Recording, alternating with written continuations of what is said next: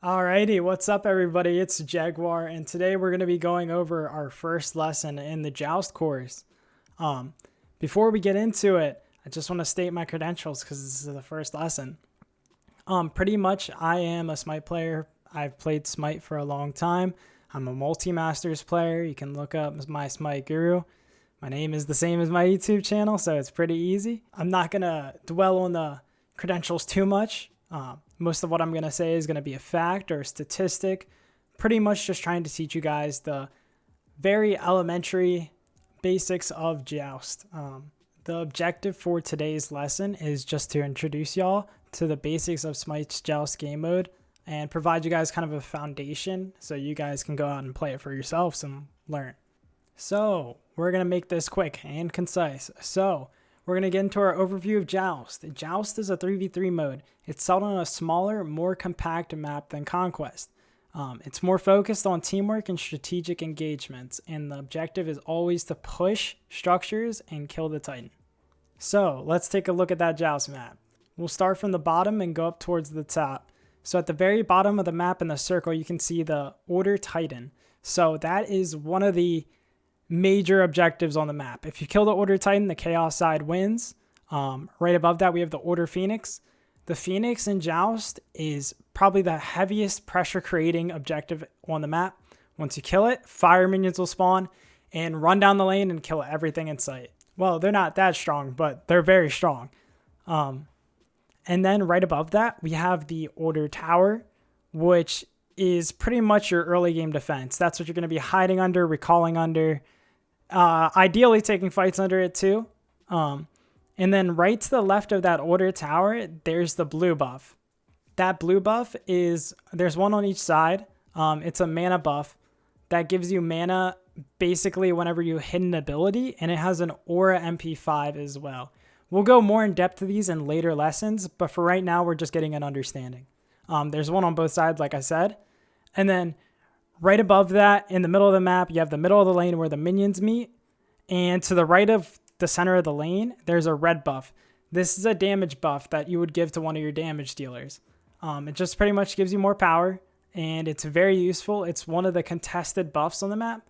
So that means this is one of the buffs you're going to have to fight over normally, unless the enemy team's just not there or dead. Typically, when you start a Joust game, you want to start by the red buff or the purple buff. Typically, it's going to be the red buff, just so you can make sure the enemy team doesn't secure it. Now, if we go straight across to the left from the red buff, we have the purple buff, which is also called the void buff. This is a buff that you would give to your ADCs or your carries, hunters, whatever term you're familiar with, normally hunter. You would just give them this buff. It's a void buff. It primarily revolves around attacking and basic attacks. So you want to get this to your hunter, or if necessary, you can give it to somebody else. This is one of the contested buffs, so it's one of the important buffs that you'll have to fight over. The contested buffs are the buffs that you'll have to fight over to get an XP lead.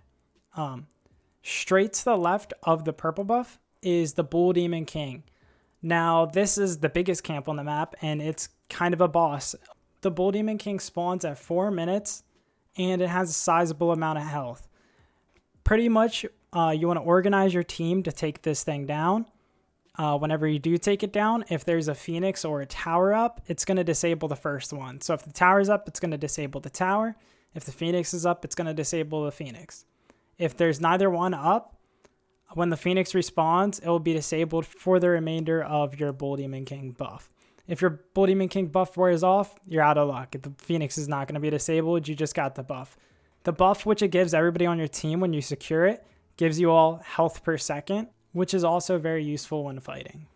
Now in Joust, you're going to spend most of your time in the center of the lane, taking down the tower, Phoenix, or even the Titan.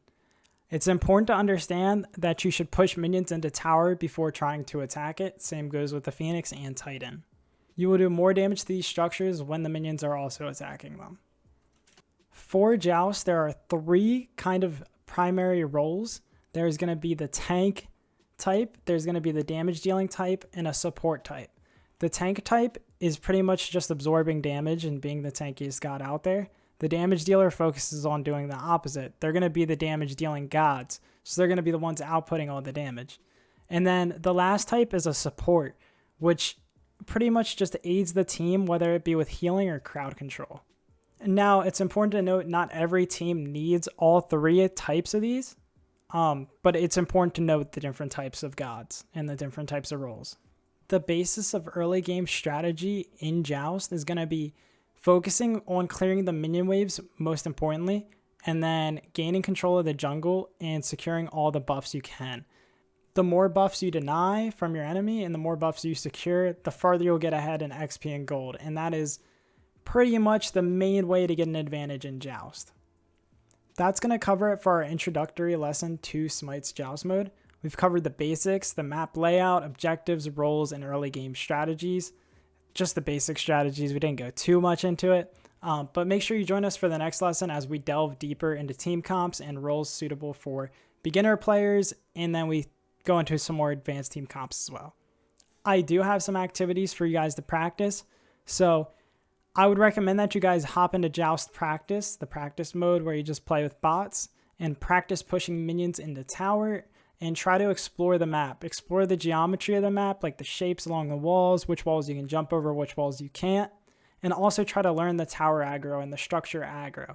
Begin to learn what the tower aggroes onto and what it attacks, and what changes what it attacks.